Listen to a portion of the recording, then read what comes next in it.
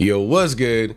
It's Mr. As y'all can see, my Veilguard review is finally here. Now, normally I would structure it with a written script. However, to be honest, I feel like it's already taken me quite some time to get this dang video out in the first place with just the incredibly busy month that I've had. So instead, what I'm going to do for this review is kind of just freestyle it, right? It will be semi-organized in that there is going to be sections, such as combat, story, visuals, what have you. But in those sections, I'm just going to make sure to touch on certain points I made note of during my first playthrough while talking about whatever else just comes to mind as I'm covering those points. It may be a bit all over the place within those sections though, so my bad. Whenever something came to mind to include in my review, I'd write a little bit of an excerpt about it in my notes on my phone, and now I have several of these points to go over, including some big moments in terms of the story, my thoughts on combat, how complex builds can get, my opinions on the darkness and the gore factor, and more. This is going to allow me to get this video out quicker while still giving you guys my thoughts. And I also think it's just going to be a nice change of pace to do a video in this way, kind of just free form, not really going reading through a script like I have been for the past few videos that I've done. It's going to be fun for me. So without further ado, let's get into it. Spoilers will obviously be present, by the way. So TLDR, did I like Veilguard? Yes, I think it's a really good game. Don't get me wrong, I definitely had several issues with it, which I will get into, but overall, just speaking for me personally, yeah, I had a great time with Veilguard, and in many ways, it was a Dragon Age game that I was satisfied with. While there were threads from previous games left untouched or questions left unanswered, I really did enjoy the story that was here. The choices felt meaningful and heavy. It was the darkest game in the entire series, and the themes were very well done. The cast of companions as a whole, as like one whole entourage, was my favorite ensemble out of any DA game, even if Morgan is still, of course, my favorite singular companion in the entire series. And BioWare definitely succeeded at making this the most fun Dragon Age game, combat and gameplay wise. For the first time throughout the entire playthrough of a Dragon Age game, I never got bored of fighting,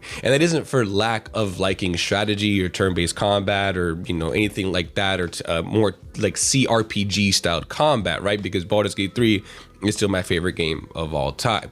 I like action RPGs, I like CRPG style of games, and Veilguard still felt tactical and strategic. I'll go into more of that later, but still, this Dragon Age game was the most fun to play out of all of them.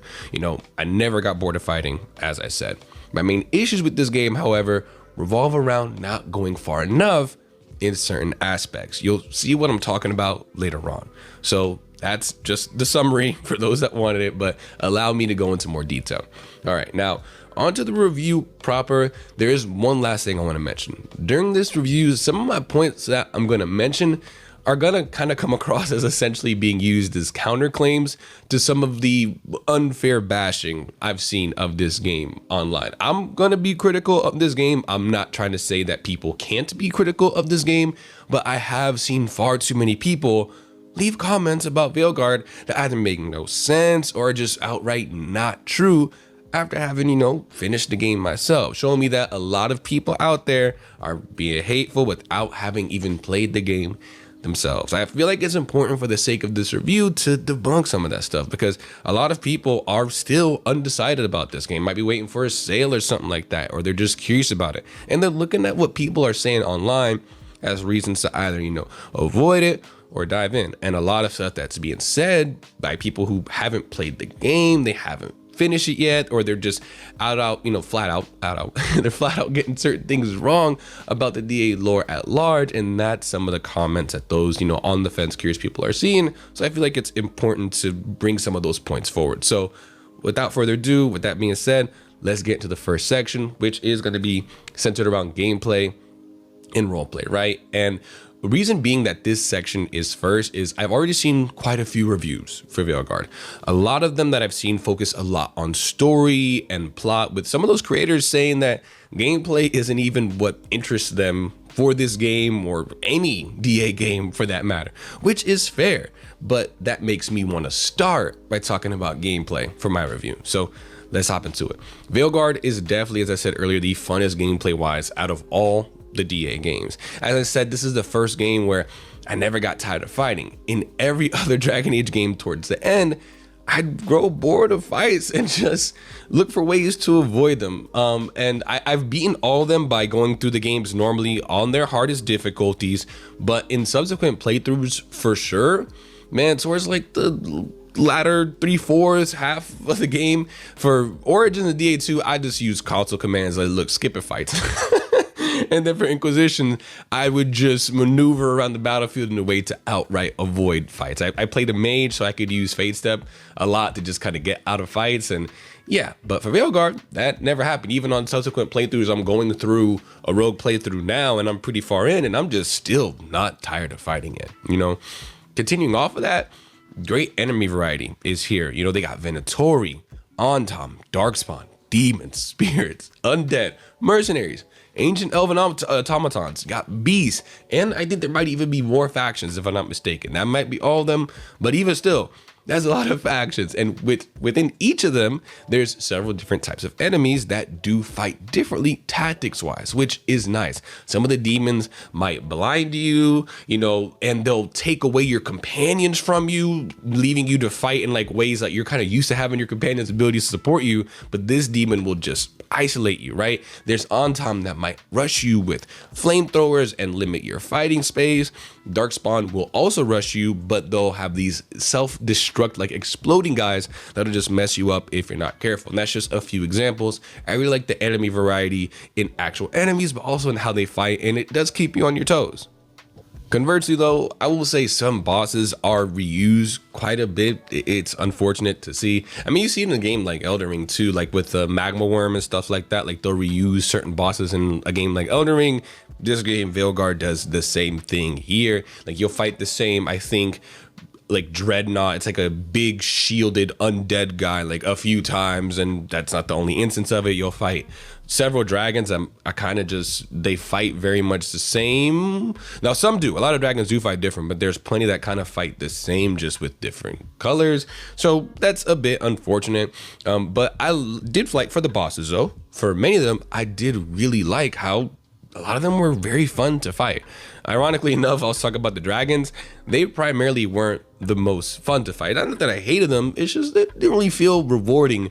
You know, not rewarding. They were still rewarding to have it be. It's like, oh, I finally beat that thing, but I wouldn't say I had fun like to a high level during those dragon fights. It's kind of like, oh, okay, that's cool, you know. But in general, there were several boss fights that I did like. I really liked, I think her name was Zara, the blood mage fight that just takes place in this big old pool of blood. You're trying to deal with her, and she's this nimble, like assassin styled blood mage, but she's also summoning Venatori coming out of nowhere. It was a really high octane fight, and there are several fights like that in this game for the bosses. So I would definitely say I did a big thing for me is that there was a good high level of fun factor to some of these bosses. I really dug it.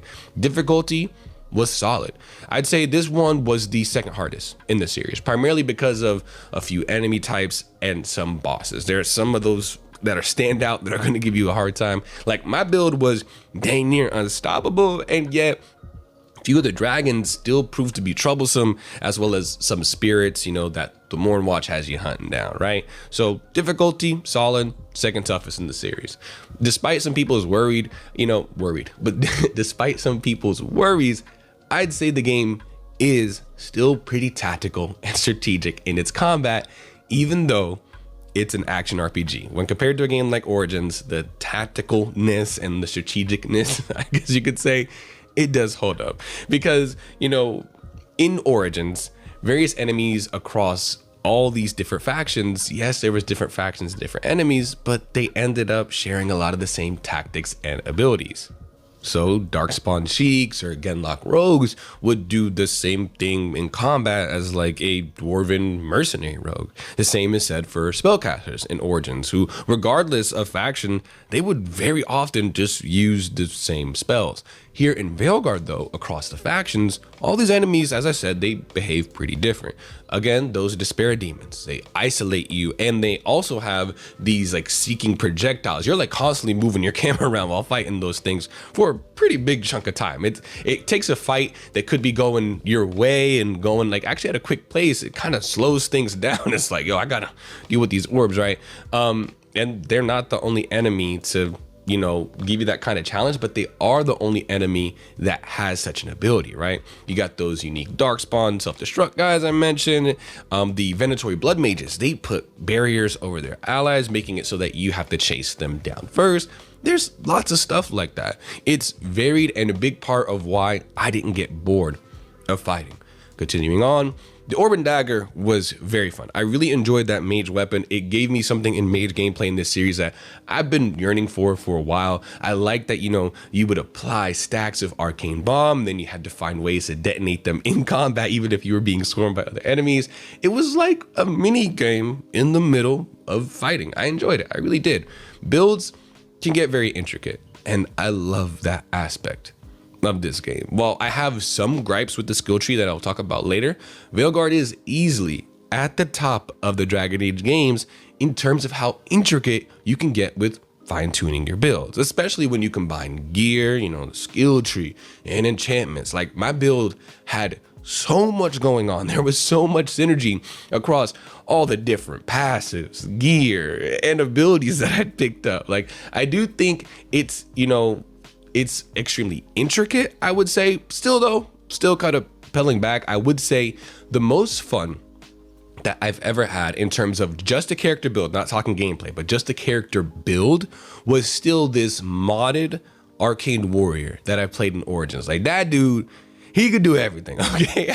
I had modded summon spells on him, a revamped Arcade Warrior tree. Like, he was really cool, and he kind of played like some of my D&D Warlock characters, like Hexblades that could do summons and stuff like that, Pact of the Blade characters. Like, I like that archetype.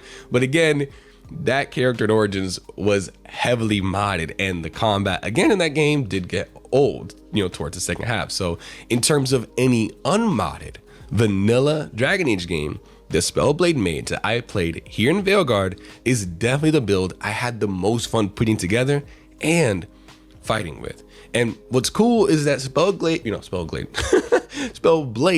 is clearly designed to be a specialization that works by utilizing lightning and fire spells. But just due to how the game's progression system works, I was able to make a really powerful ice and lightning Spellblade, because I wanted to fulfill a specific mage fantasy I had in mind, and I was able to do so. And I love that the game had systems in place that allowed that to be possible while still not feeling weak in combat.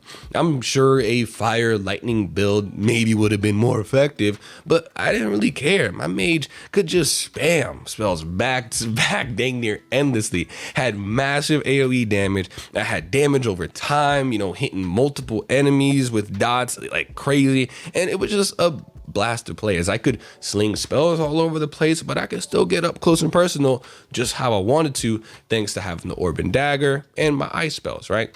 I will say that that initial worry I had, since you can't control your party directly, something I really did in the first 3 games anyway. That's not something I really did often. I would only control my party members to like use certain abilities every few hours or so to heal them. Like, it was very rare. So I kind of do agree with BioWare's decision to just say, hey, you don't need to directly control these guys. I was worried though that as a result of that, you wouldn't feel like you're, fighting alongside your allies. But I'm happy to report that such a worry was dispelled during my playthrough. I'd be taking out a bunch of enemies, and then I pan the camera just a little bit, and boom, there Harding is, shooting her bow at some darkspawn. I'm like, okay, all right, I didn't even know you were there. Oh snap, okay. I like that aspect of it. And I turn the camera on again, and there's Davern off in the distance with the saw, and, just tearing up some enemies. I did feel like there was cohesion amongst my group, at least just in terms of the mental part of it. Like, okay, my allies are here fighting with me, because visually they were present in fight. So that was a worry of mine that was dispelled. I would say, it's a bit wonky. It didn't come up much for me, but those times where you do essentially see an ally teleport when you use one of their abilities, I'm kind of, I don't hate it, I don't love it. I understand it as a necessary thing, by the Mass Effectification of this game's combat. Kind of necessary. I didn't hate it, didn't love it, but in general, I did feel like I was fighting with my allies, and I dug it, you know what I'm saying?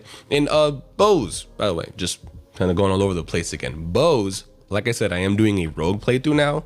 they feel great to use. Even though, my first playthrough was as a mage, I had a blast. I'm having a blast with this rogue, primarily using the bow. I'm pretty much only using the bow on this guy. I understand that some people may miss the simplicity of bows in previous Dragon Age games, but to me, it feels so good here. Yes, you can still lock onto an enemy and just press the trigger and the bow will just fire and automatically hit them, akin to what you're used to in previous Dragon Age games.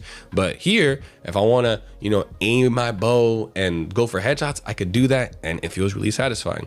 Now, this is something that I was talking about earlier. While I like the skill tree, the amount of hotbar abilities on offer, I will say, it was disappointing. Not, that there were only 3 equipable at a time. That's not my gripe, because that aspect of the game honestly was fine. There's traits, runes, and ultimates, and you have so much stuff that your gear itself will proc and do item wise. So even though I only had 3 abilities on my hotbar, I didn't feel like combat was too simple or that there wasn't a lot going on with my build. Like, I was doing cool stuff that was akin to essentially spells and abilities in other Dragon Age games. It's just they weren't always bound to my hotbar. Like, my Spellblade could throw the dagger that he had like in a circle and it would kind of wish around and then come back to him like a boomerang. That would be something like a hotbar spell or ability in a different game. It was just tied to a button combo here. So I didn't really feel like I had too few abilities or anything. All that stuff was good, like I said. It's just that out of the spells that there were available to learn, right? Out of all the stuff that was there available to learn for the hotbar abilities, it was too few, in my opinion, at least when compared to previous Dragon Age games. Now, I looked this up a few days ago when I was putting all of my points that I had when I was going through the game in one document. So this info may be wrong, but back from when I did look this up a few days ago, if we're just talking about learnable spells and abilities, right? I believe Veilguard, at least for the mage, I believe it was 11 spells, like just actual hotbar spells that your mage could learn throughout the game. You know what, just to be safe, I went ahead and looked it up, and yes, it's for the mage specifically, there's 11 hotbar abilities that your mage can learn. It's 8 overall in the base tree, and then there's 3, 1 per specialization that you could learn as well. And in Inquisition, the game before this, I'm not even going to go all the way back to Origins, DA2, what have you. In Inquisition, last I checked, it was like the mage skill tree, if you include just spells, just base spells that you could learn that you could put on your hotbar, if you include all the specializations, it was like 29. It was like 29 spells or something like that you could learn. That's a drastic difference. Like even the ice skill tree, the winter skill tree, something like that in Inquisition, that alone, that's my favorite skill tree, one of my favorite skill trees in Inquisition, by the way. Even that one alone had 5 different active spells that you could learn and put on your hotbar. And again, I know I talked about traits and passives and all that stuff, and even new spell-like or talent-like abilities that would in other games normally be on your hotbar that you can learn here in Veilguard. They're just tied to button presses. I think even including those things, you don't come close to 29. So again, I like the skill tree. It's just there should have been more. Like I said in my summary, this game is great, but there's kind of this theme of, oh, I wanted more. More could have been done. It pertains to this aspect as well, right? I just wanted more. And moving on, I think this is a problem specifically for mages and very specifically to me, but I didn't care for the staff weapon. And that's true in any Dragon Age game. I love playing mages, but I like playing either mages that do, magic with their hands. Staffs are cool. Like I don't mind them, but I don't necessarily like them either. I prefer staffs over wands for sure, but I don't really care for the staff weapon in any Dragon Age game. And I love that in Origins I could play an Arcane Warrior, do like a Gish style thing going on, a Spellblade style thing going on. I love that. So in this game, Orb and Dagger, I had a lot of fun with it. I wanted to solely use the Orb and Dagger weapon combo, but because that combo has a certain elemental type attached to it, it means that you would run into enemy resistances pretty often. Now, this is fixed really by just you switch to your staff in mid-combat. That's something you can do. You don't have to go to the equipment menu. But again, I'm not a fan of that weapon. I wanted to use only the Orb and Dagger. So again, I understand this issue is specific to me. It's a very personal preference. But I definitely would have liked to have had the option of being able to swap between two different elemental orbs as opposed to being able to swap to a staff. Like, it would have been cool if you had those two empty slots there on your character screen and you could have two different staffs. You could have two different orbs or a staff and an orb, right? This problem is, to be quite honest, alleviated by late game. As my build got so ridiculous that even if an enemy resisted my ice orb, it didn't really matter. I was stopping them anyway. My build was stopping anything that got in my way, but still, it's a feature I wish I had for at least the first half of the game. Moving on, loot. All right, loot is good, but there's definitely some oddities to it. I love how intricate loot is in this game in terms of defining your build. It's truly the best that loot has ever been in a Dragon Age game in terms of different pieces of gear really defining and fine tweaking your build that you're trying to go for. You know, like I said, I wanted to make an ice spellblade, but there's sections on the skill tree, they were in opposite directions. So I mean, it took some work to get that build going, but I was able to make it happen thanks to certain gear choices I made, as well as many other things, which was really cool. With that being said, however, I picked up a lot of gear that I just didn't care about. A lot of gear that didn't pertain to the kind of build I wanted whatsoever. And I understand why you can't necessarily sell gear like weapons and armor, such like that, because if you pick up a duplicate of that very same item, it's gonna upgrade. But not being, you know, able to do anything with the gear that was upgrading or the gear that I have that I didn't care for, it was anticlimactic. Like, I wanted to be excited every time I saw one of those, those big chests, because you could tell as you play the game for a little bit, you're like, okay, these are the chests that are always gonna, have gear in them. But unfortunately, there was a decent amount of times where I would open that chest after fighting through a boss or finishing a puzzle to get to it, and I found an item that I had no use for. And I can't even sell it or do anything with it. I guess that one use they have, even if it's not useful to your build, is that when you pick up that item, it adds an appearance to your wardrobe. So if you like the look of that item or armor or helmet, when you don't have a use for that item itself, hey, you can at least use it to transmog another piece of gear that you have to look like that one. So cool, I guess, but still, it would have been nice to maybe at least be able to sell them after you've obtained that appearance if you want, because regardless of how much of a piece of gear could be upgraded or not, you can see what the potential upgrades are going to be. Yes, they're locked, but they're still there, just not active.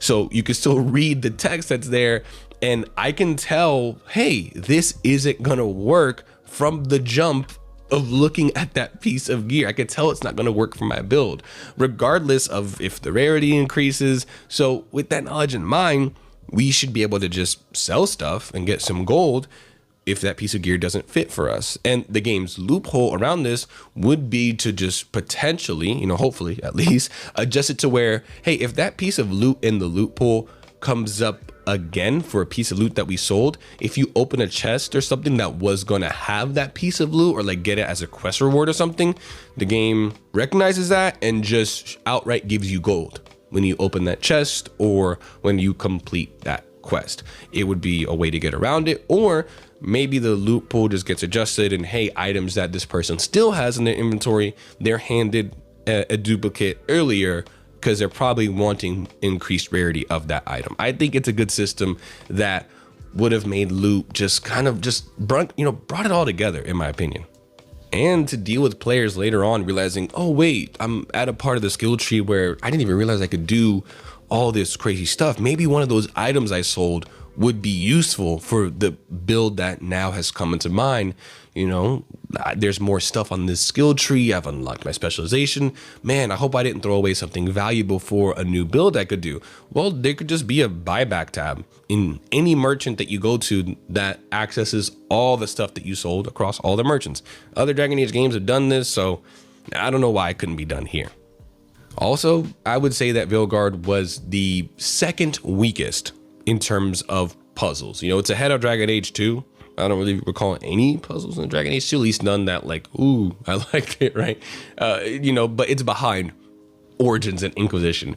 Origins had the puzzle for getting Shale as a companion. I enjoyed that puzzle, and it had the Temple of Sacred Ashes quest. You know, there was riddles and even more puzzles. That was dope there. And in Inquisition, I would say it's the strongest in terms of puzzles, just due to the open world stuff. You know, you have the Mythal's Temple stuff. You have the, I forgot what they're called, but the constellation thing, some of them were actually pretty tough. So rewarding and fun puzzles. But yeah, Veilguard was lacking in this department, not in quantity, just that I wouldn't say any of them were fun. They were there, but not fun. Like, there were cool breaks from combat, but little else, with one exception.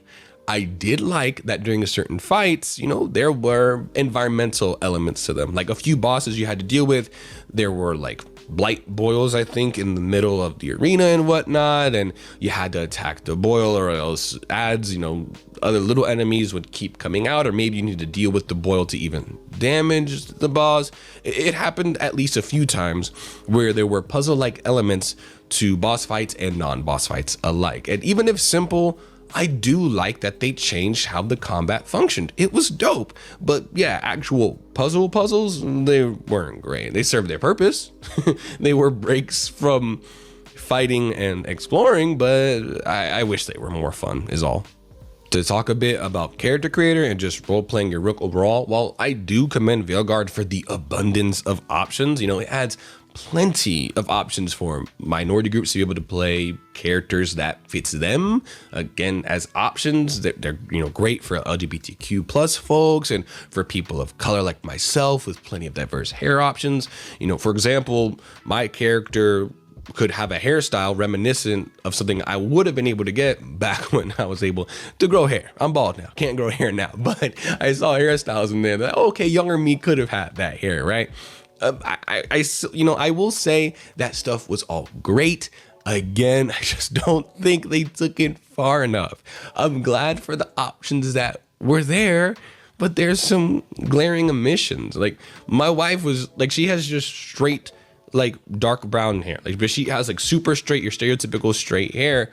And there was a straight hairstyle in the game, but I would say my wife's hair looks more similar to Nev's. And she was Nev with her hair down when she's in the lighthouse. And my wife was just kind of shocked that such a hairstyle wasn't in the game. So there's omissions there, but also more glaringly, in my opinion, the body sliders don't do enough. I understand there could be some issues for armor clipping and stuff like that. Hey, even Baldur's Gate 3 only had a few body choices, you know, still. But it's like shapely women do exist. You know what I'm saying? Like, there are women who are going to want to make characters that represent themselves, but the breast and butt sliders just aren't going to be able to match that. Not even to make it just all about women for me. As a dude, I got pretty large, thicker legs, right? And let's say I did want to have my rook match my leg width.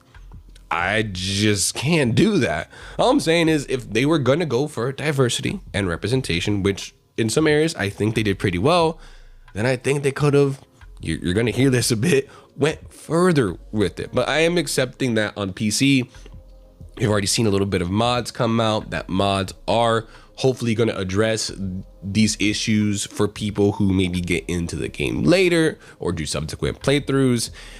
You know, those mods might fix things, but I can't count mods fixing a potential issue as alleviating something score-wise that this game has a detriment going for it, you know? So while that does, hopefully the mods will be there, they probably will fix some of this stuff, I'm not gonna count that. It's still a bummer that it's here.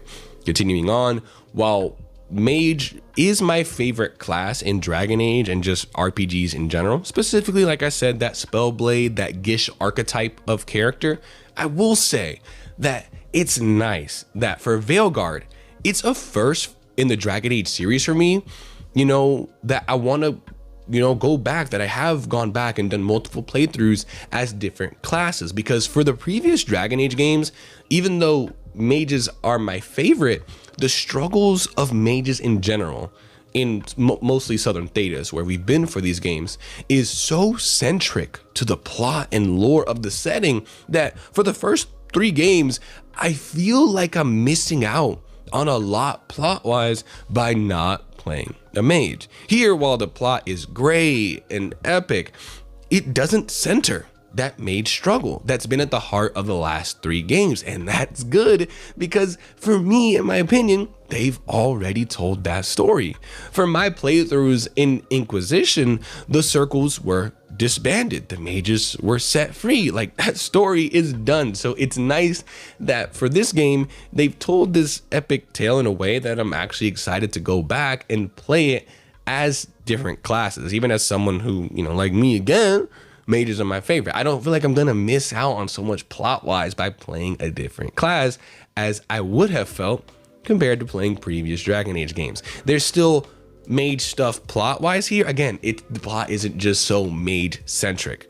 Conversely, however, I feel like a detriment to this whole not needing to feel like you play a mage thing is, I do remember in the previous games having way more opportunities, you know, in dialogue and otherwise, to just pick, I would say probably, yeah, just dialogue. But I remember so many more opportunities to pick a mage specific dialogue choice in those previous Dragon Age games. And I feel like there just wasn't that many throughout the entirety of Veilguard. And trust me, I was looking for them.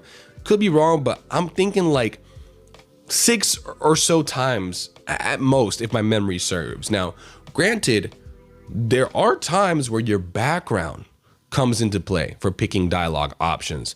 So maybe that's what has kind of filled that gap. I got to choose options as a mage in dialogue every now and then, but conversely, like, I would fairly often, I was able to get the choice to pick a dialogue option as a shadow dragon. Like, that was really cool, and it was something that happened often. So maybe that's what happened. It's cool that that stuff is there for the backgrounds. I just wish that class choices in dialogue got as much love, you know what I'm saying? And well, not on the level of on the Origins like system. I understand that. I would say that I'm happy to see the use of faction backgrounds here. Your faction choice, at least for me, as I've played now a Shadow Dragon and a Grey Warden, they get brought up quite frequently, either by you or other characters in cutscenes, dialogue, or even banter. And it helps to feel like my rook actually lived in this world prior to me playing them. You know, it helps me roleplay them as the character that I would like to throughout the run. It feels like before I picked up the controller, this character existed. Like, you know, don't get me wrong, like, I would have still preferred a playable faction style Origin, you know? Like, some of the tech stories, because when you're picking your faction or your background in this game, you get to see a big tech story that, like a paragraph or so, that leads up to what your character is doing and why they're no longer actively in that faction, how you met with Varric and stuff like that a little bit, right? That some of those sounded really cool, and they would have been epic as opening gameplay segments. Like, oh my gosh, my character being able to play through my origin of busting that slavery ring, but still like getting the other Shadow Dragons mad at me and thus going to work for Varric, like work with Varric. That would have been so cool. It's not here, but I will say what we have is still a big step up from not having anything like this at all in Inquisition. Another example is in Baldur's Gate 3, we did get to pick a background, and yeah, you could pick some choices relevant to it in, you know, in conversations and whatnot, but it didn't lead to that same feeling that I have of my character here in Veilguard, that, oh, my character lived here before I got into their shoes. That same feeling really isn't there for Baldur's Gate 3, but I'm glad we have something like that here in Veilguard. It is going to be there, though, to an extent if you play Dark Urge, which is honestly feels like the proper main character of that game anyway. So I digress, right? Moving on. I understand the complaints that, oh, you can't necessarily be a bad guy in this game. And that is something that other people who have given their opinions on Veilguard have docked points over. But for me, you know, for RPGs, this has never really been an issue. Okay, I don't necessarily have a desire to be evil or just outright an a-hole in any RPG that I play. So that was always going to be heavily subjective. Okay, I liked the dialogue choices in this game. They did feel very distinct for me personally, where I do feel like my rook could have very different personalities, or there's at least three different personalities for separate playthroughs depending on the choices that you make in dialogue. I understand though that for some people the game loses points for them, you know, not being able to just be outright evil. For me though, it's not an issue. As long as I could be somewhat of an anti-hero, I'm good. I just put in this section in here because some people might be like, oh, well, you can't be evil in this game, so why did you score the game the way you did? For me, it's not an issue. There's your answer. I will say that Origins is still the Dragon Age game in which I still feel the most like that stereotypical adventurer in an RPG. You know what I mean? Like, even though we're stopping the blight in the first game, so it's like there's still world-saving stakes. The early game aspect of Origins, at least, you know, successfully, you know, for the early game, right? The early game aspect of Origins, repeating what I said, it did make me feel like your stereotypical RPG adventurer the most across all the Dragon Age games. And I think that's because of a few things. Firstly,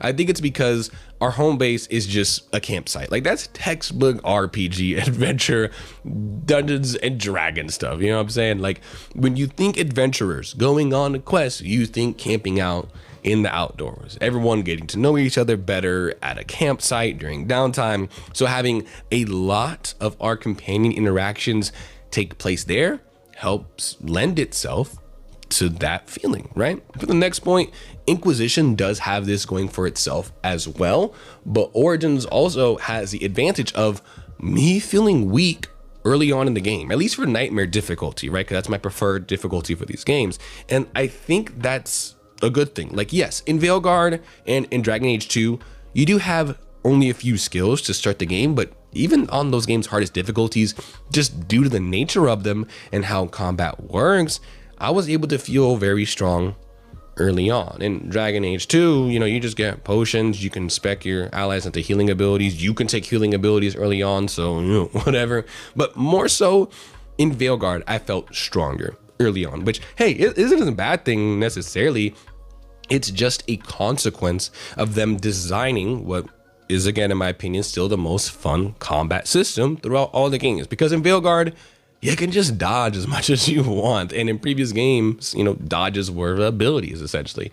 And while the dodge here isn't abusable, I would say that if you mistime your dodges, you still gonna get messed up by enemies. But if you know what you're doing when you do dodge, then even early on, you can kind of just take out everything in every boss fight, really, without taking any damage. So I will say those two things, the campsites and feeling weak early on, are perks that Origins has going for it that Veilguard kind of doesn't, with that whole feeling like an adventurer theme. But given the plot and what's at stake going into this game, I don't know if having that adventurer feeling is something that's even possible for them to have implemented here to begin with.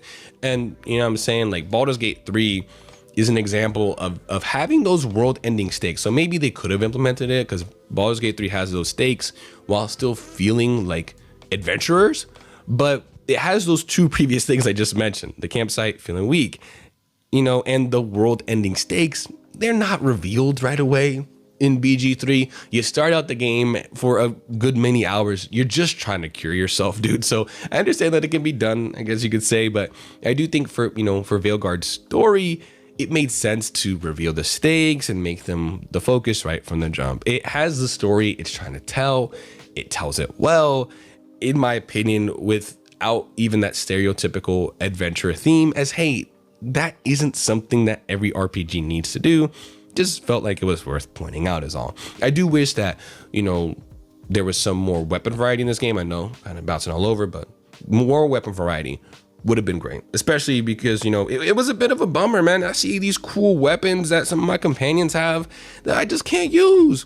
Balara has this dope, really cool energy, arcane bow-like weapon thingy as a mage, and I would love to have it. I wish as a mage, I could have a bow that, shoots out these energy arrows that are made of energy. I think that'd be really cool. And for warriors even, dual wielding just isn't an option. Granted, I don't think it's been an option since Origins, but still, Tosh can dual wield.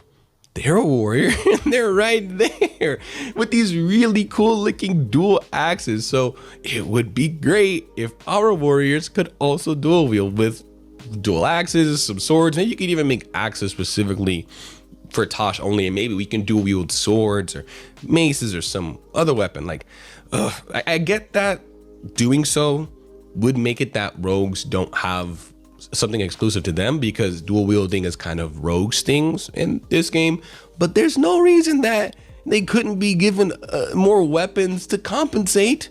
Throwing daggers, crossbows, you could even make bombs an actual weapon type. Like, I am grateful that mages finally got a second weapon option after not having one since Origins if you went the Arcane Warrior route. So I would say I'm nitpicking this one with this point. I'm definitely nitpicking with this and a few others. It just would have been cool to see. All right, now let's talk about story, lore, and companions. For me, the story was a worthy conclusion to Solas's arc. I got teary-eyed on a few occasions and even cried once or twice throughout the game's duration. And I enjoyed all the lore information we got, albeit there were still several questions and plot threads from previous games, left unanswered that I wish we got closure on. Hopefully the next DA game wraps some of that up in the next 10 years, whenever we get it.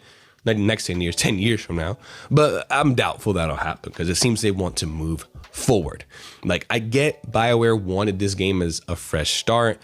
And while the story, plot, and themes were excellent, I feel confident in saying that, at least personally, I think those elements would have been even better if they tied back to the previous games more. I say that with full confidence. Basically, what I'm trying to get at here is that while a good story on its own and a fitting conclusion to Solas's story, it would have been much better if we'd been able to make more than 3 choices regarding what happened in previous DA games. Everything this game did combined with the reactivity to past DA games like World States, like Inquisition had, easily would have bumped Veilguard up several notches. Not saying that this game wasn't successful with the with the self-contained reactivity that's here.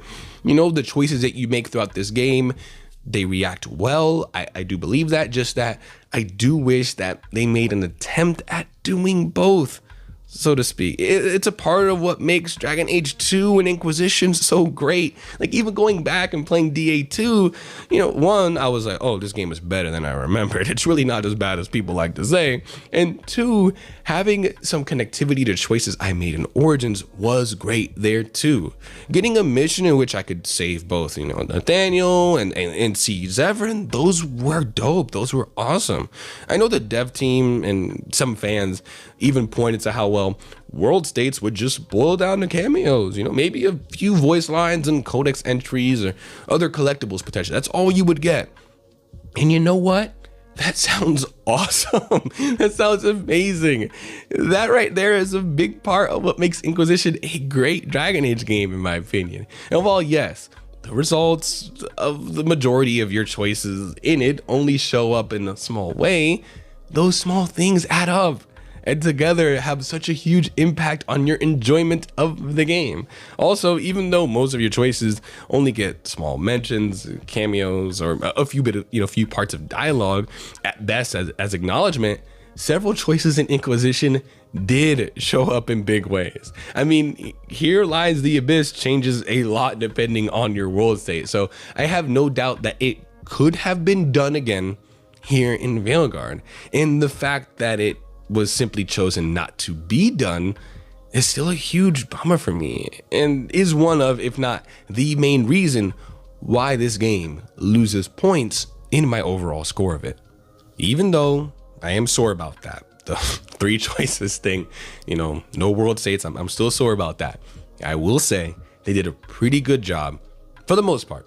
There's some issues, but they did a pretty good job ensuring that conversations don't occur that would directly contradict any of the choices you make as far as world states. Again, there's a few of them, but it didn't bother me so much as I thought it would.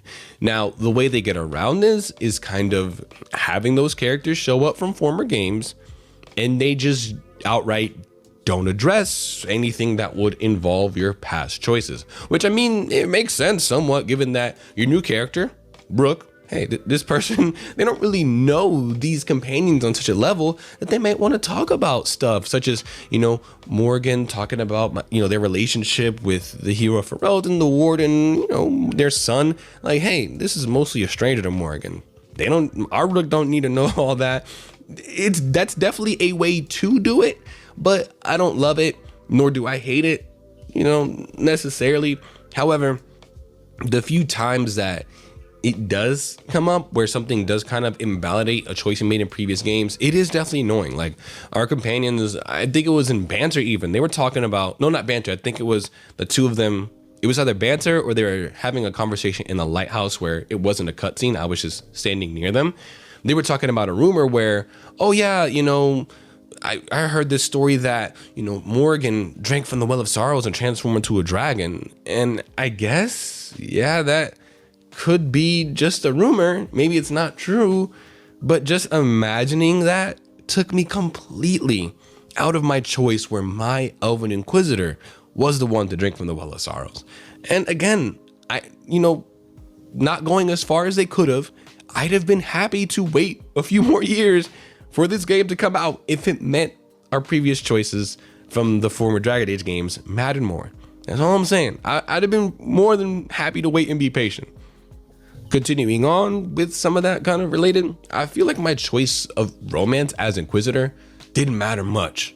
I can't recall if Cassandra was even mentioned in the game. Maybe she was, maybe it was just once. I don't know. Like, I know there's, it's a bummer for sure that you only get 3 choices.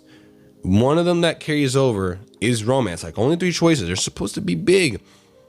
And one of them just doesn't matter much. I do realize that there was a note that you get from Cassandra. You can see it in the codex, but some more would have been nice considering all you get is 3 choices. Some more oomph put into it. It seems they're really pushing that point home. They know we're moving forward, but Dragon Age is where it is because of who was here before. You're trying to do all this moving forward, but I've been kind of critical up until this point. So like I said, it's going to be all over the place. Kind of some positive now. This game, Veilguard, is easily the best RPG, for Dragon Age for sure. And potentially just out of most, if not all the RPGs I've played. I can't think about them all in my head at once. But in terms of just companion interactions overall, this game is awesome. Not the companions in general. That's not what I'm saying. Not as personalities as people. I'm still going to say that Baldur's Gate 3 has the best ensemble of companions in any RPG. The ensemble here in Veilguard is the best in Dragon Age as a whole. But we talk at all RPGs, BG3, best cast of companions, period, right? That I've ever experienced in the game. But in terms of companion interactions, Veilguard is just amazing. First class there. For one, there's a lot of opportunities to talk with them, each of them. And I was honestly surprised at just how often my companions wanted to talk to me. But because of the quality of the conversations you could have with them, it never felt like too much. Even for companions I wasn't necessarily that interested in, either platonically or romantically, I still looked forward to having conversations with them because I was like, okay, make me more interested in you. Give me more of your backstory. And, just some of the stuff that was going on with them in general regarding their plots, their side plots as companions. Like, you have other companions acknowledging your relationship with whoever you choose to romance. And there's even full-on cutscenes with it. Like, I'm aware, that other RPGs do this, that acknowledge your romance choices, but there's full-on cutscenes related to it here, where, for example, I romanced Harding, right? And there was a cutscene involving Tosh and Harding, where Tosh was like, hey, if Rook done treat you right, let me know. And it was funny. I thought it was funny. It was like a joke kind of situation. Again, other RPGs do this, but I don't see it in full-on cutscenes. It's mostly relegated to banter. So I will say that it's nice that that aspect of things got that extra little bit of love here in this game. I even love how there's full-on missions dedicated to just chilling with your companions. You're going for a walk or like just a stroll through like Docktown, a city, or just taking a walk in the forest, in Arleth in the forest, just a stroll in nature, simply to get to know more about these companions. I love that. I would have loved more side quests like that in Baldur's Gate 3, especially for companions I wasn't romantically interested in. I would have loved to hang out with them, even platonically. It would have been awesome in Baldur's Gate 3. Okay, I realized that for Karlach. I romanced Karlach and Shadowheart in Baldur's Gate 3. And yes, when you're romancing them, you do kind of get opportunities to go out with them and like go do stuff with them. But I feel like for platonically, for your companions, those options don't really come up like that, to hang out with them like that. So Veilguard nails that aspect, and I would have loved that at least more in Baldur's Gate 3, right? I will say though, for Veilguard, I miss being able to just, talk to my companions whenever I want. Like, even if it's just them repeating the same dialogue options they've already said. In Origins, you could do that. But Dragon Age 2 made what I think is the dumb move so that you could only converse to companions at set times. So then Inquisition goes ahead and reverses that decision. Okay, in Inquisition, you can talk to your companions as much as you want, even if it's just repeating dialogue options. It allowed you to just hang out with them whenever you want. I loved that in Inquisition, after me and Cassandra have establish our romance, that I could go and talk to her, say, hey, let's go hang out, me and you, and we would go to like a nice little balcony-esque area, like second floor area, and just chill. Even if it was the same cutscene, I liked that I could do it whenever I want. So I don't know why BioWare went back on this, okay? But outside of that, when you do get to interact with your companions in Veilguard, for the most part, I loved it. Conversely, romance could have been better though here in Veilguard, right? Like, it definitely could have been better. I'm not saying what was there quality wise wasn't bad. The quality of the romance, chef's kiss. At least for my first playthrough, Harding, and I saw my wife's, because we have gaming setups next to each other, gaming PC set up right next to each other, like a joint desk, and I saw her romance with Emmerich. Quality wise, it was great. I love it, but just quantity wise, it left some stuff to be desired. Again, I would have loved to be able to just hang out with them, have that little kiss cutscene, or just anything simple like that whenever I want, like I had Origins, and that just wasn't here. Even though with romance, quantity specifically was the issue, and maybe like the pacing of it could have been better, for what was there, especially for the Harding romance, bro, it was so cute. I enjoyed romancing Harding way more than I thought I would. I just wish there was more of it. Plus, in general, her story as a companion is easily one of the more interesting aspects of this game for me. The Dwarven lore revelations, even if maybe they were just confirmed, or mostly like theories or stuff that was hinted at, even if it was just stuff that was confirmed, it was just really cool. It's something that I wish I got more of, actually. I want more of the Shal Tarak, I believe they're called. I want more of the dwarf stuff. And I don't really care for dwarves in any other RPG setting. I don't like dwarves all that much. I really don't in like any other setting, system, TTRPG, anything. But in Dragon Age, the dwarves are so interesting. It's crazy. Moving on. Anyways, Lucanus. Dude is hilarious. Okay, Lucanus is funny as hell. He had me cracking up more than once, and is easily my favorite companion in Veilguard if we're talking non-romantically.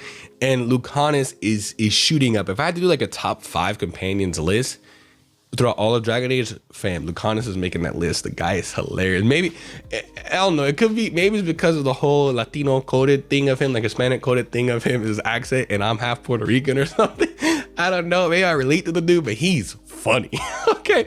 Oh, he's hilarious. And okay, so again, going somewhere else with this conversation, I'll touch on how this is the first Dragon Age game to make me cry. I cried multiple times. Oh my goodness, man. Davrin's companion quest and the Griffin choice, you know, the scene of just the thought. Again, I already talked about, there's going to be spoilers here, but just even that brief second, even though the back of my mind is like, there's no way we're leaving Asan, just the possibility of it and the goodbye, bro. I was teary-eyed, bro. Just the thought of it. The scene on, if you choose to bring, you know, Manfred back at the end of his quest line, like that whole scene with the hug and like, magic like you, bro, I was a mess. I was a wreck, bro. And even some of the banter between Emmerich and Davrin, where it's like, oh, they're both talking about their adopted children, basically. Davrin's talking about a son and how much of a mess he makes and how Manfred's such a handful. And then Davrin's like, man, what did we get ourselves into? And Emmerich replies with love, I suppose. Bro, I'm an emotional wreck. You can't just say stuff like that without a warning.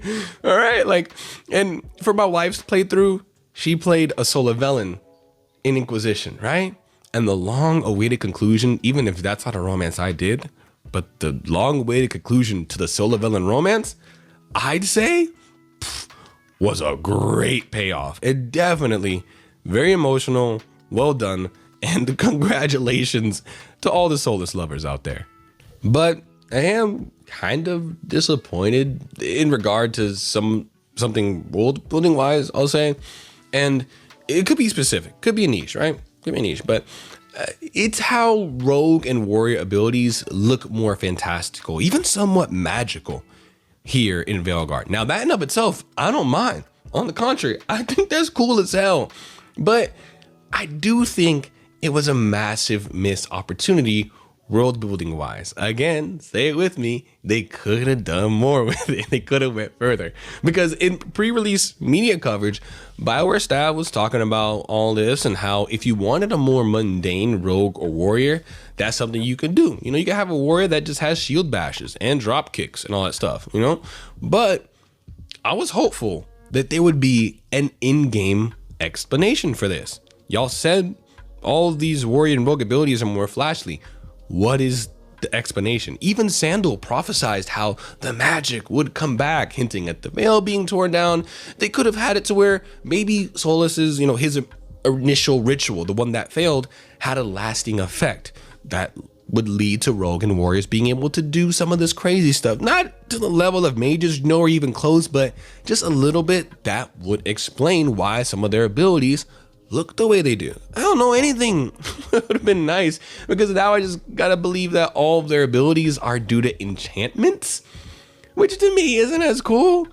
It requires me to suspend my belief a fair bit more. Like, not even at the beginning of the game, at the start for rogues, the very beginning of the game, your rogue has this lightning projectile that they can send out of their blades. Okay, I could believe that was an enchantment. And then just the default jumping light attack is a lightning kick. Man, I'm already suspending my belief, and we just started. So, you know, also, okay, like Harding with the Titan, tidying up, her tidying up magic, not that. Harding with her Titan magic, it's so cool. But why doesn't she actually use it in combat? Why? I don't think the team went far enough there again in that regard, because she only uses it for traversal. It feels lame. And I know I'm reaching, but hear me out.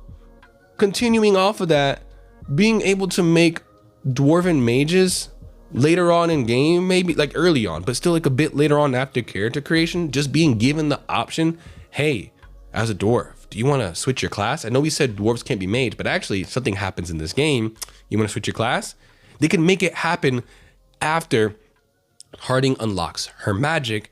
As a result, you know, of you two coming in contact, maybe you unlock some too. That would have been so cool. That would have been so dope. And I know I might be alone in that. I'm sure a lot of the appeal for some people for dwarves is that they can't cast magic. But again, if they had done something like that, it would have just felt like they're pushing so many aspects of this game. The pedal is to the metal at this point, right? A lot of stuff like that just feels like a missed opportunity. Again, what is there is cool. I love the story stuff regarding Harding's quest line again, like just the Titan magic, the lore, the cutscenes, even just going with her to practice it, that like all the moments where she essentially, for lack of a better term, gets possessed. They're super eerie, her hearing voices that nobody else hears, all that stuff I love. It's not that any of it is bad. It's just that I still feel like while it's great, there are still missed opportunities that exist as well. So that's kind of the theme of it, right? Speaking of missed opportunity, while Veilguard does tell a satisfying story, for me, I still feel like too many important plot threads from previous games were left untouched here. And I'm saying getting answers around Sandal, the hero of Ferelden, the architect, Andraste, or even the Maker. I know there was a bit where like, hey, it says the Maker made the Golden City, but actually that was Solus. Like that is a big lore bomb. It's it's dropped on us, but still, like we don't get like hard answers, right? Like the last two, Andraste, the Maker, I suspect we might get more answers on in the next Dragon Age game, since Veilguard obviously sets up for another one. See you guys in 10 years again. But yeah, in general, there's a lot of stuff from previous games I just wish they gave us answers to.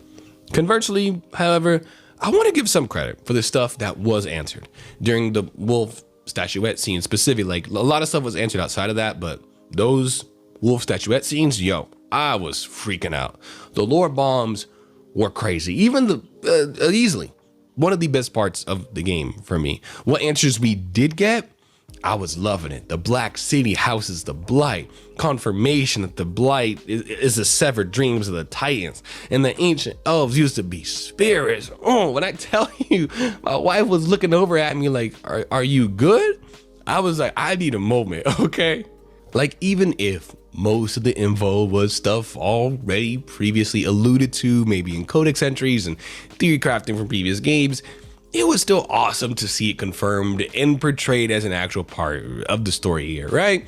Even those side missions where you played through a section of Solus's memories, where a part of his past, that was really cool too, especially the one where it's revealed that he sacrificed a bunch of spirits as a part of his strategy in the war with the Evanurus. Like that stuff was heavy. It was a dilemma, you know, like Solus is the bad guy to us, but it's consistent with the theme of sacrifice that I think is here in this game at all costs.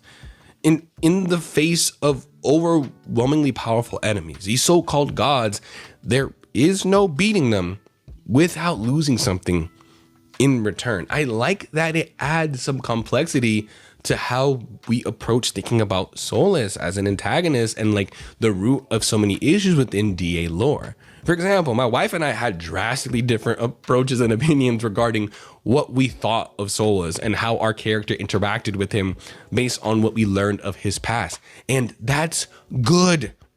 That's a good thing. It's supposed to be like that. It means that they've successfully pulled off layers and complexity regarding the character. So yeah, all of that combined with the lore revelations and answers to questions that we did get were really enjoyable, even if I do wish, you know, other long awaited questions got answered as well. Also, I will say that the wolf statuette lore reveals, come on, they would have been better as proper cutscenes. Like, come on, yo, especially the ritual one. If you didn't animate anything else, if y'all left all of them as just murals and voice acting, whatever, cool. But the ritual one?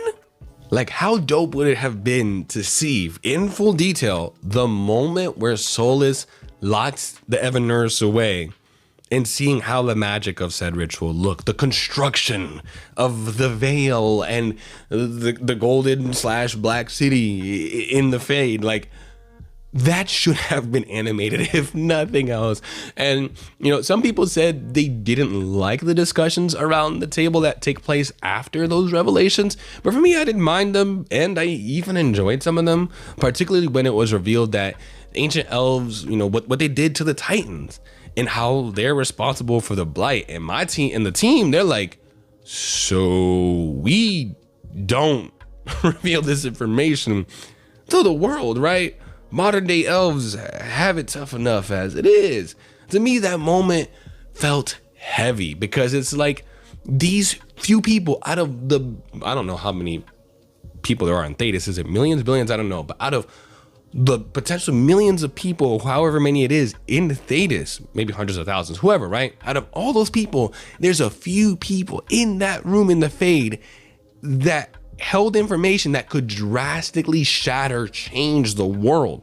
So it was a tense moment of, yo, what are we all gonna do with this info? And then the relief where they all agreed to just, hey, let's keep it to ourselves between them, which I also personally agree with.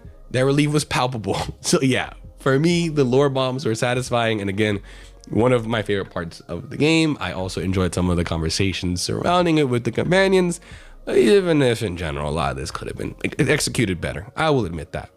Moving right along, Gillenane. Yo, homegirl is genuinely an unsettling villain at times, given her movements and how she just kind of slithers, a combination of slow and then fast and kind of appears in front of you, and just the character's appearance in general. She's ruthless, and I love how she actually shows us why she's evil, rather than it being told to us why she needs to be stopped. I just wish we had more of her. And Elgernon. Like, granted, our villains do appear more here than in Inquisition, so it does feel like kind of a lesson learned from that game. It seems like BioWare took that feedback, but I don't think they appeared enough. Again, like I said, that's kind of my overall thing with this game. What's there was great, could have been more. Gillenane was dope, but Solus alludes to, oh, Gillenane isn't the issue, Elgernon is. And they didn't successfully convey that to me. Yes, Elgernon is control of the Venatori. He's kind of warped their minds, essentially. I know some people are like, the Venatori, with how discriminatory they are towards elves, and they follow an elven god. It's like, yeah, dude was in their brains. Like, okay, that makes him seem like a threat. I like that he's just, and he almost potentially mind controlled us. Cool, but we got out of it. But again, there wasn't a lot, at least not enough to make it believable to where, oh, Elgernon is supposed to be more of a problem than Gillenane. They didn't convey that to me. They didn't convey that. While I liked our villains here, that line is something I had a problem with. Oh, Elgernon is more of an issue than Gillenane. Like, I didn't really feel that, especially towards the end of the game where you see the state of what Elgernon has become, because he needed Gillenane. Gillenane was the blight sculptor, the artist behind maneuvering it. And you can see his manipulation of the blight is very crude as a result, because Elgernon's whole thing is might, is strength, is fury, it's imposingness, I guess you could say. The manipulation of the blight isn't Elgernon's wheelhouse. So without Gillenane, you know, his invasion takeover of the world isn't going as good as he wanted it to. Understandable. But again, that doesn't help with the fact that he's supposed to be more imposing than her. Just a thought.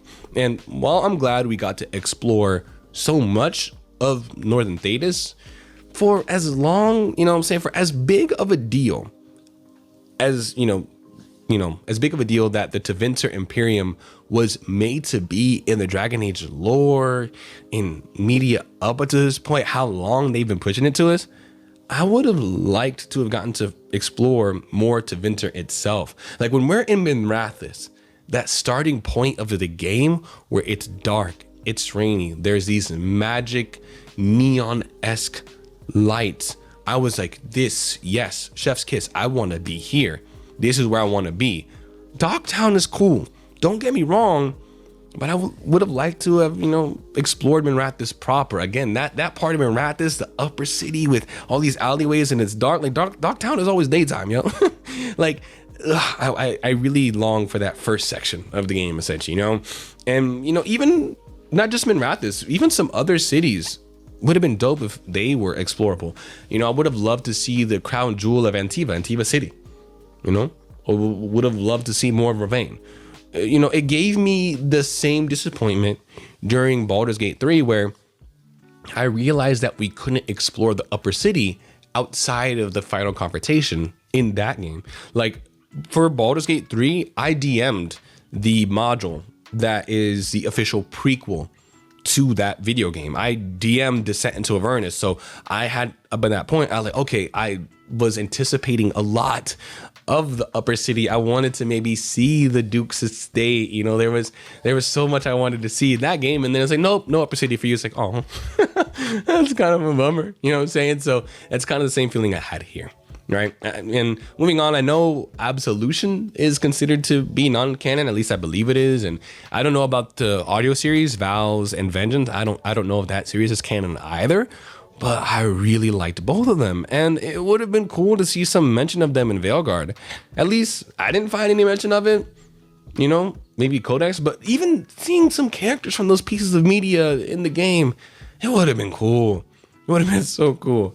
I saw this in a comment on another video, but with Southern Thedas being under attack by the Elven Gods to an extent, it would have been nice to actually see some of that. I understand that this was a story about Northern Thedas, but we still spent 3 games in that region of the world. I think it would have been fair for us to expect at least a few cutscenes of popular places and locales from that part of the world, just showing a little bit of the battles they were going through, how messed up some places got, with our Inquisitor narrating over the cutscenes. That would have been really cool, and I think would have helped make the game feel even darker than it already does. Again, just could have did more, right? One thing though I will say, I think, my humble opinion, I think people are blowing the whole bad writing thing way out of proportion. Hear me out. Yes, some of the writing is horrendous. I'm not gonna fight you there. But after, going through essentially 2 playthroughs at this point, I stand by the fact that only 10 to 15% of it actually stands out. That's not good. Don't get me wrong. You would hopefully have a game where none of the dialogue stands out as horrendous. But the rest of the dialogue is either fine or in many cases great. But I think those bits where it's bad stand out so much that it's all anyone can latch onto, especially those that are more literarily savvy. I get it. I'm a dancer by profession, a break dancer by profession many years ago. That's what I spent a large portion of my adult life doing as a job, as a career, essentially. So when I see dance videos online, and there might be people who aren't in the dance scene or haven't danced, they'll see video, oh my God, this is so cool. But me being a former dancer, I can tear it apart more and be like, oh, this video really isn't anything special. What this dancer's doing isn't anything special. Even if people en masse, like, oh my God, it was the craziest dance ever. So I could understand for people that are maybe writers or more literarily savvy, why that portion of the bad writing, really dug into them. But Origins and the other DA games all have dialogue that doesn't land like this. It didn't take me out of the experience too much here in Veilguard. This is, to me, this was part of the course for the Dragon Age series. It was annoying for sure how characters maybe offered too much exposition, essentially just repeating stuff that the cutscene may have already told us. But again, it was simply annoying, and it wasn't so frequent that it took me out of the game. Hence me thinking, yo, y'all are blowing this out of proportion, but that's just me. This game is definitely way darker and grittier than the other Dragon Age games by a long shot. I made an entire video going into detail on that topic prior to this review. Check it out if you'd like. It's a video right before this one. But man, there's a good amount of blood during fights. Some awful stuff happens to people in cutscenes. There's an entire boss fight. Again, I mentioned the arena is just this massive pool of blood straight out of the Castlevania animated show. The Grand Necropolis of Navarra is heavily featured and just deals with the concepts multiple times of, and themes of death intimately, right? You witness a bunch of cultists perform a blood ritual on a Hala that results in it just exploding all over the place, blood and guts included. And the whole Demeter's Crossing segment that takes place only an hour into the game, absolutely crazy. Oh, and so many of your companions can just straight up die, as well as your love interest. With all that's here, I don't understand how anyone could play this game and go, like, oh, Dragon Age isn't dark anymore in theme, plot, or setting. Like, you might be lying to yourself, yo. Like, again, those your companions can just straight up die. And I saw one review, I forget who it was, but someone mentioned how with everything that happened in this game has a big theme of preparation, similar to Mass Effect 3, where you're doing all this preparation, and yet still one companion has to die. And they didn't like that. And I respect that reviewer's opinion. However, for me, I love that. It hits the nail on the head for the theme that I think this game has of, again, sacrifice and victory at all costs. We are going against beings supremely more powerful, as they're supposed to be, that are older than most can fathom, right? Most people in Thetis can fathom. So we're not gonna take them out. We can prepare. The reason I like that one companion has to die is it sends a message of you can prepare all you want, but this threat is going to cost something. It's going to demand something of you that you don't want to give up. And I like that aspect of it. You know what I'm saying? And for the people who complained of quote unquote wokeness from this game, again, I'm positive that almost all of them haven't even played the game. While I know what they mean by wokeness, it doesn't really mean anything, okay? But even when attempting to humor them with their definition of wokeness, those elements aren't even an issue here. Like, where have you been, yo? Thetis is an incredibly culturally diverse place. It's always been pretty forward thinking as far as even since back with Origins, and Northern Thetis specifically does showcase really well the cultural diversity when compared to Southern Thetis. Like, Tasha's storyline is the closest thing you could even say that might match their ridiculous definition of wokeness, but I saw no problems with it. As a cisgendered person, you know, that has trans friends, I found Tasha's story to be quite touching and heart-wrenching at points with regards to their mother specifically. All in all, though, that's just one companion story, which is completely optional. You can avoid almost all dialogue and contact with that companion in this game. Hell, I know I've done it in Origins. I pretty much always ignore Ogren, except for one playthrough. So the character it just doesn't interest me, so I ignore him. I don't do any of his content, and that's cool. So outside of Tosh, what about the rest of the game? I'd say those people, again, have no idea what they're really talking about. There's a character in the game, you know, called Maeve, that for people that have read the comics would recognize her. And yeah, this character is a trans magister of the Tevinter Imperium, formerly at least. But in Veilguard, she doesn't even mention her being trans at all. She's just feminine presenting and is important to the plot in some way. You know, she gives Rook, you know, our Rook the dialogue and info they need. They interact with us a little bit, boom, bam, go about their merry way. You know, acts like a completely normal person. You wouldn't even know that about her unless you read the Dark Horse comments. In general, some sad, hate-filled gamers have decided to turn Veilguard into a battleground for their backwards culture war. And what's funny is, with regard to the things that they're so sensitive to, they're so sensitive towards this stuff. It's like, ooh, aren't you just so? It's funny.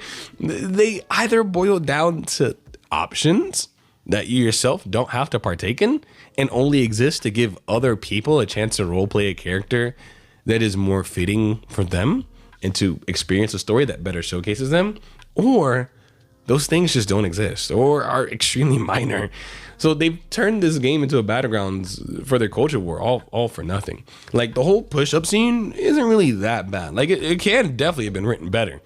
Don't get me wrong, but I think the essence of the scene itself and what it was trying to accomplish was fine. It just needed better writing.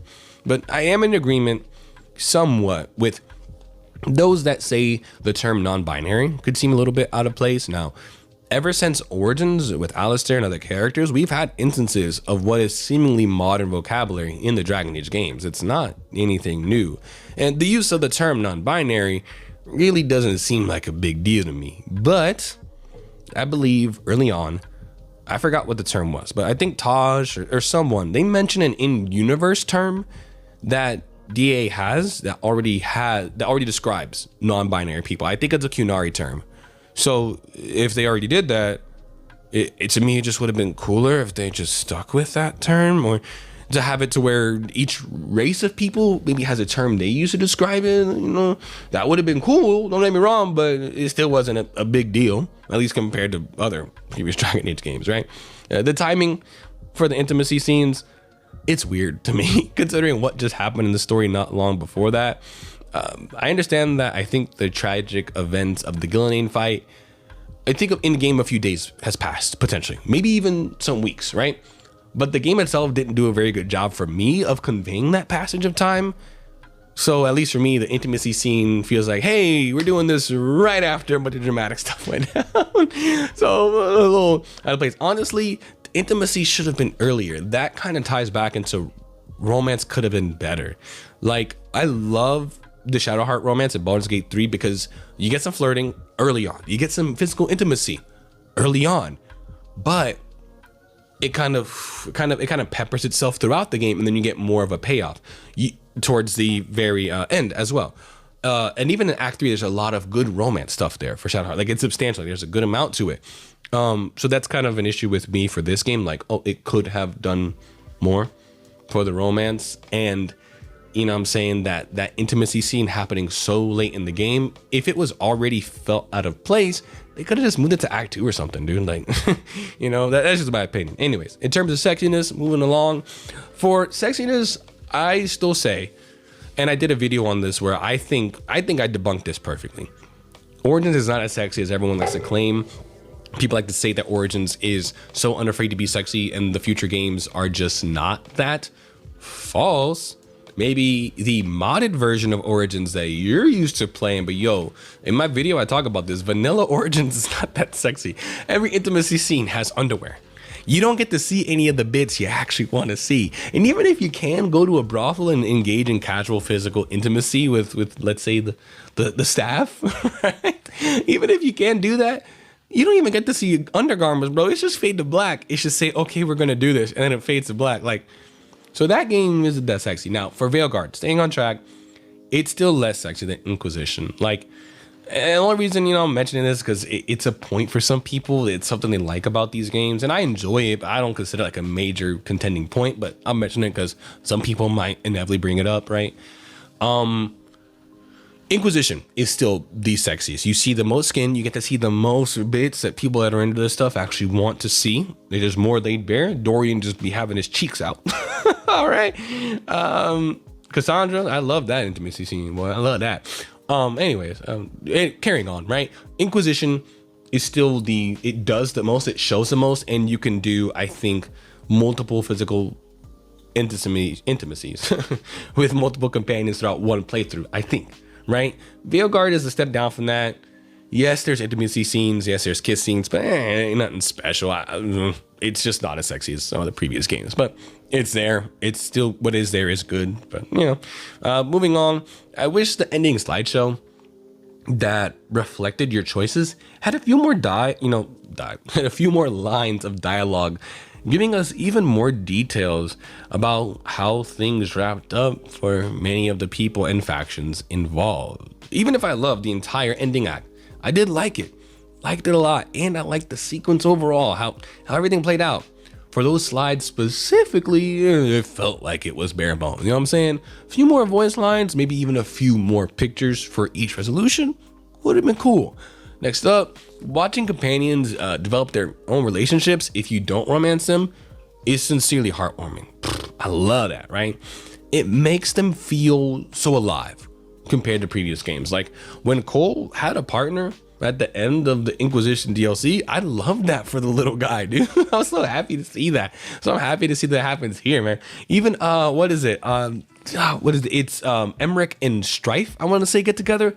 That is adorable. Come on, it caught me off guard. I was like a complete, not even a companion Emmerich, a side character, but it was really endearing. And Emmerich asking us for advice on their date and stuff like that. That was super cool. I love that. I would have something like that in Baldur's Gate 3 would have been dope. I got my happy endings, with Karlach and in different playthroughs. I got my happy ending with Shadowheart. Man, I would have loved for, if I don't romance Karlach, that she still ends up with someone. Oh, dude, I would have loved that. I would have loved her to have that level of happiness, man. Oh, I wish it was something that happened in those games. But anyways, I love that it's here in Veilguard, and it is a strong point for this game. You know, the only major thing that rubs me wrong about the story, this is like the biggest thing for me. It's the whole vow our Inquisitor makes to stop or save Solus. Like, again, it's only one it's one of only 3 choices that carry over. It's one of the last choices we make in Inquisition. The voice acting and the impact and the music and everything, when you make that choice in Inquisition, it's like, oh, you're making a big choice. And yet, our Inquisitor is nowhere to be found throughout most of this game, in a plot that very much involves Solus. So much so that by the end, our Inquisitor ends up doing neither saving nor stopping Solus. Like, it just seems so out of place for the character, for me, for them. Like, I that doesn't feel like my Inquisitor. They were intense in their vow, their promise to do one or the other.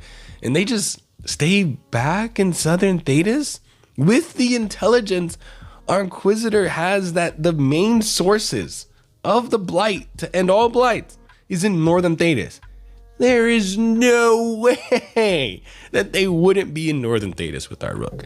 Like, what are they good for in the South? Well, the source of the problem is in the North. They're essentially another fighter on the battlefield. And don't tell me our Inquisitor isn't fighting anymore due to the loss of their hand, because our Inquisitor meets us at the top the Magisterium, whatever it is, at the end of Veilguard. They're up there at the top, so there's no way they got up there without fighting through some Darkspawn, right? Like, there's just no way. So don't tell me our Inquisitor wasn't a fighter. And by fighter I don't mean warrior. I'm just saying, like, could have been warrior, mage, or rogue. I'm just saying, like, our Inquisitor, if they stay in the South, they're essentially just another person fighting on the battlefield. They don't need to be there to command troops. Our Inquisitor has always left that to Cullen, as was diplomacy to Josephine and spy work to Liliana.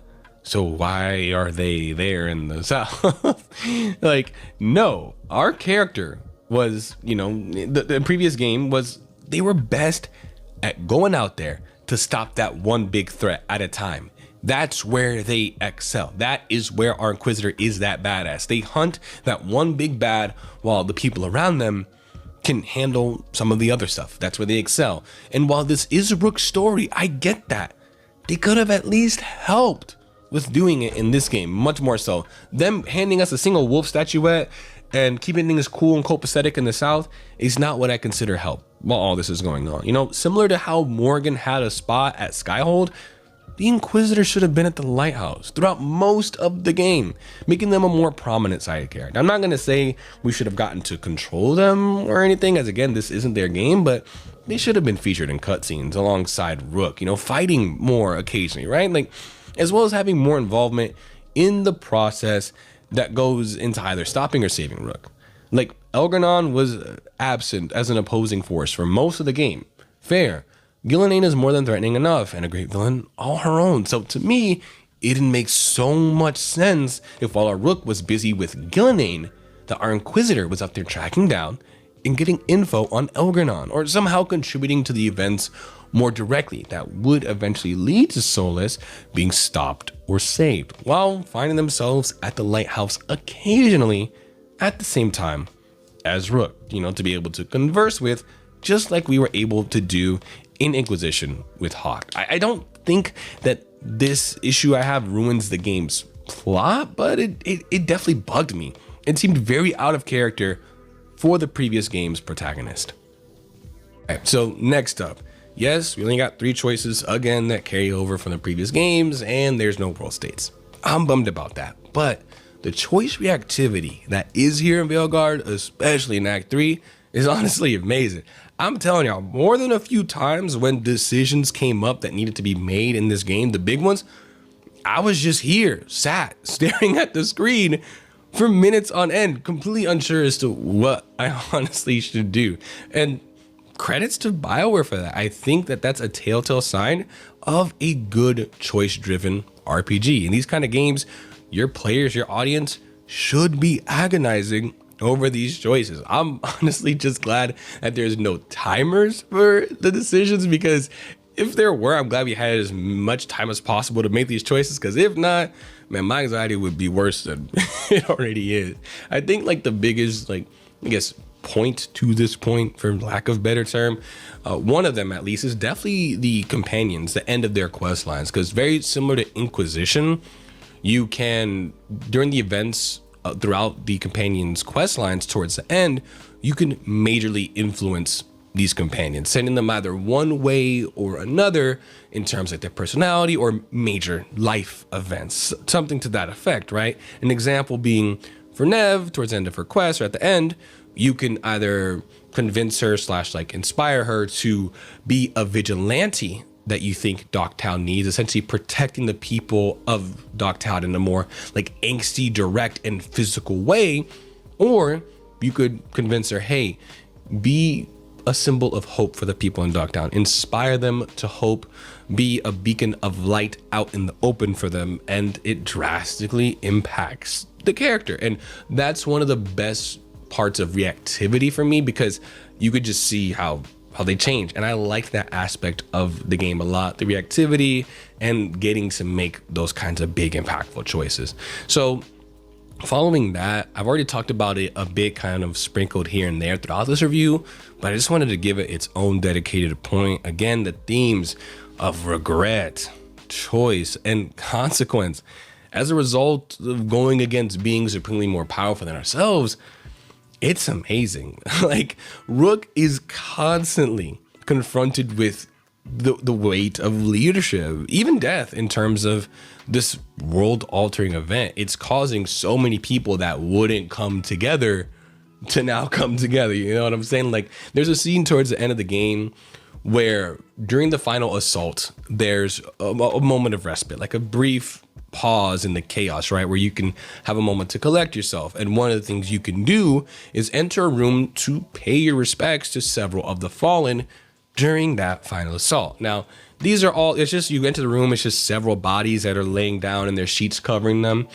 And they're all people you don't know. They're NPCs. We don't have memories of them.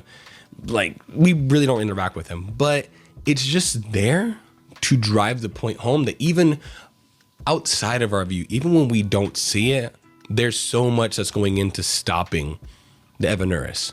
And I love that. I love that there's that weight there, and that also carries over again into the fact that no matter what, at least one companion is going to die. I think stuff like that, the whole one companion has to go thing, that scene where you see all those bodies under the sheet, and then you tie that in with the side characters that you do actually see die. Like, some of them, you do know their names, you may have conversed with them a bit. You see quite a few side characters do actually end up dead. All that ties in together for that weight of leadership that I see here, and it's something that I think the game does well, and I like it a lot. All right, so lastly, for this whole story, like, lore section of this review, right, I want to talk about and address how some people have brought up grievances regarding supposed retcons and like lore changes with the game, and honestly, some of them have some semblance of sense to it. I understand some of it, but I just wanted to address some of them here and kind of give my stance on how I see some of it. And after kind of just taking a moment to pause and like really digest a lot of this stuff that's being addressed, like, no, actually, you know what? I don't think so. I think most of that is kind of just misunderstood. So first up, we're going to discuss the slavery bit of the Tevinter Imperium, right? We know it's a huge part of their society, and some players brought up grievances that, hey, for as big a cornerstone as slavery is supposed to be in the Tevinter Imperium, we just never get to see it.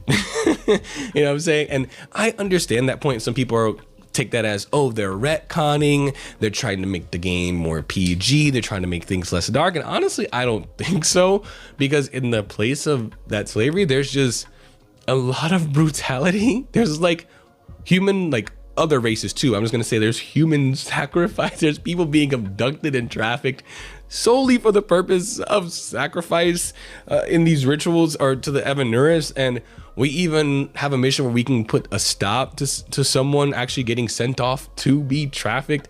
Like, there's brutality in the ending, again, to use her again, Nev Gallus, you know, her last mission in her companion quest line, where as you're venturing through the hideout of this blood major trying to put a stop to, like, she has people that Nev knows personally tied up like marionettes, like puppets on these blood magic constructed strings, and she's like contorting these people. She's forcing herself to be able to talk through them to Nev to like bait her and egg her on, and they're quite obviously in agony. So there's a lot of brutality that's shown here that just kind of convinced me, okay, they're not really trying to shy away from anything slavery wise.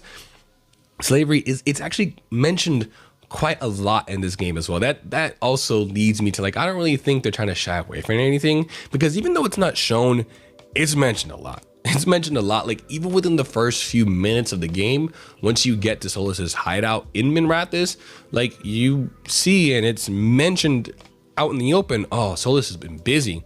He's been freeing slaves during his time here in Tevinter.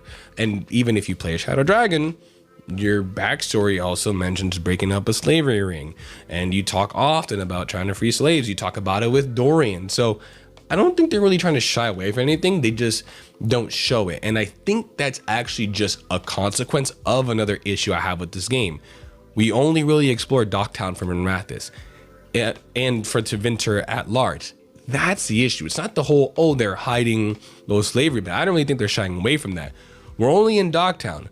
Everyone in Docktown is like dirt poor, so it makes sense. You don't really get to see slaves to an extent, right? To an extent, it makes sense that we don't get to see them there. Everyone in Docktown is poor, but this would have been alleviated if we just got to explore more Tevinter, which is really what I think people wanted to do. I'm grateful for some of the locations we did get to explore, but honestly, I think people would have been okay with losing one or two of them if it meant we got to explore Tevinter even more. Me personally, that's just where I'm going with it, right? To keep addressing some more of the lore change stuff, some people are saying that the crows are portrayed as good guys now. And I talked about this again in the video before this when I talk about it in more detail, but to kind of briefly talk about it here, they're saying, oh, well, the crows are being retconned. According to Zevran, they are brutal. They do all this awful stuff. And in the game here, everyone lauds them as heroes. And honestly, for that, you got to look at it with a little bit of context, right? Even in the comics, the Antam have basically been, subjecting to, not Tevinter, Treviso and Antiva to siege for some time now. They've been trying to take over Antiva for a while now. And because of Antiva's dumb decision to not have a military, the crows are all they have. So naturally, as a result of the crows trying to combat the military occupation of the Antam, people just naturally are going to see them as heroes. Their public opinion of them is naturally going to change. And it makes sense. If there's no Antiva, the crows have to step in. If the threat of Antiva being wiped out is there, the crows are going to step in for their own self-interest. Even in, I don't know if it was a comic or a novel, but it's mentioned there too. We're like, hey, like we're being seen as the good guys. That's not cool. But it's like, yeah, but for now, we want the people on our side while we try to release them from subjugation. So that way we can go back doing what we do. Even, what's his name? Even Lucanus, he doesn't shy away from the fact that he's a hired killer. He gets into it with Davern about this very thing, with him kind of calling out the Great Wardens. And Davern's like, yeah, but like, you're a crow, you're an assassin. And Lucanus is like, yeah, and I don't hide it. Like, it's out in the open that I kill people for money. But the Evaners destroying the entire world is a more pressing issue, so we're here working together. like, with context, it kind of makes sense. No world, no anything. So the crows temporarily could be seen as the good guys, right? And with some of the awful stuff the crows do, like what they've done with their fledglings in the past, I would have liked to, some of that I will say they did shy away from to an extent. And I would have personally liked to see more mention of that stuff. But I mean, even that could just be, well, we see here in this game that the crows are not one body. There's several families. Each family does something different. There's all these talents.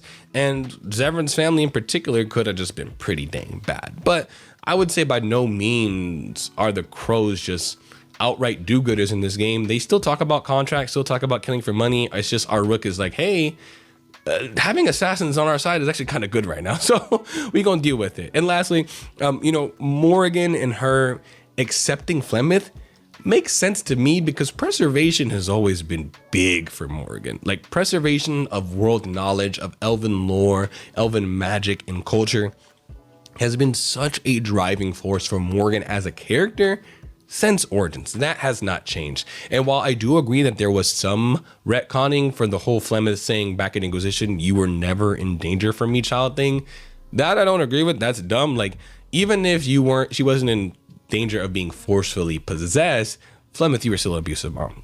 Like, that you can't hide away from. She was in some danger from you, even if a bit physical and some mental anguish. But anyways, right? Preservation has always been big for Morgan. So I understand, and I think her accepting Flemeth, once she now knows that, okay, I'm not in danger from being forcefully possessed, and I still get to be essentially myself, that she gets to retain that sense of self, she takes in Flemeth just to not Flemeth, Mythal. This whole time I've been saying Flemeth, my bad. I've been meaning to say Mythal. But yeah, you get what I'm saying. Her taking in Mythal, it makes sense to me because, like, hey, it's still rooted in preservation.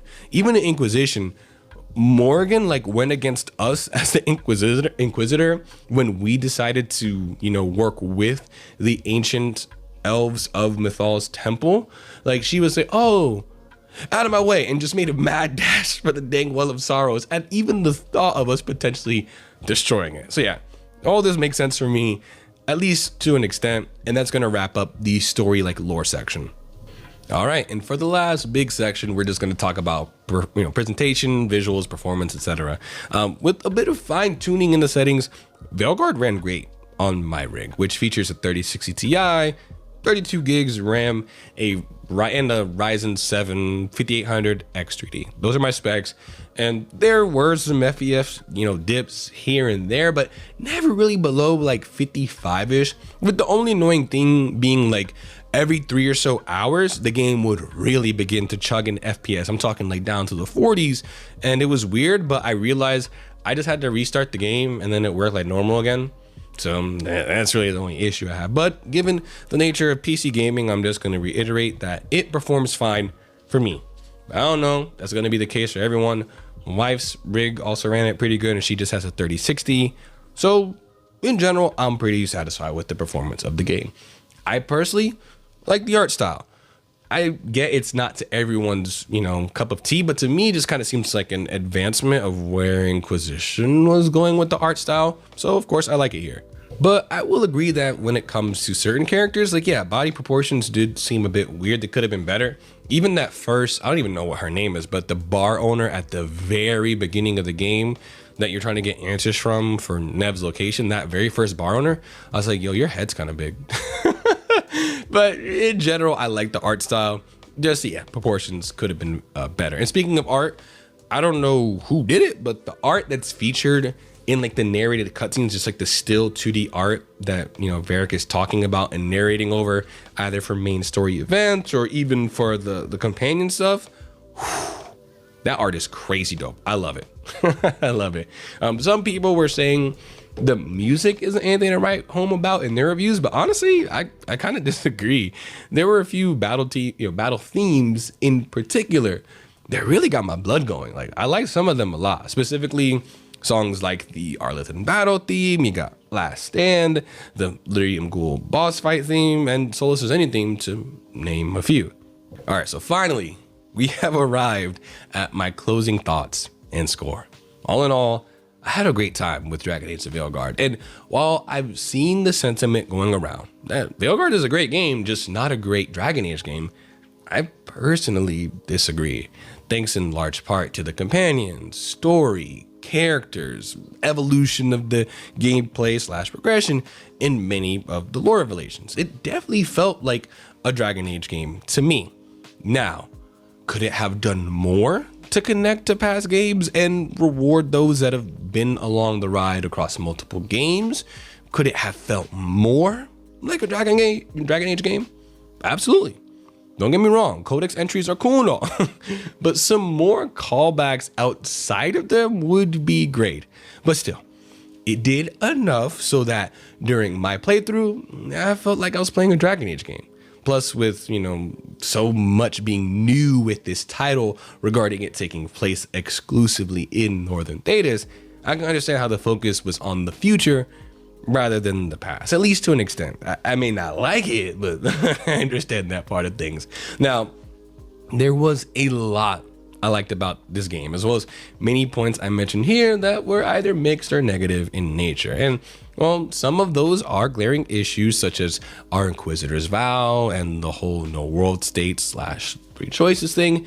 Many of the other points were nitpicks, which is typical of a game we've been waiting 10 years for, and it was never gonna get everything right. So my overall enjoyment of Veilguard wasn't outright ruined by many of those sour spots, even if they did as a whole lead to some points being deducted from my score. So I personally scored Dragon Age the Veilguard as an 8 out of 10.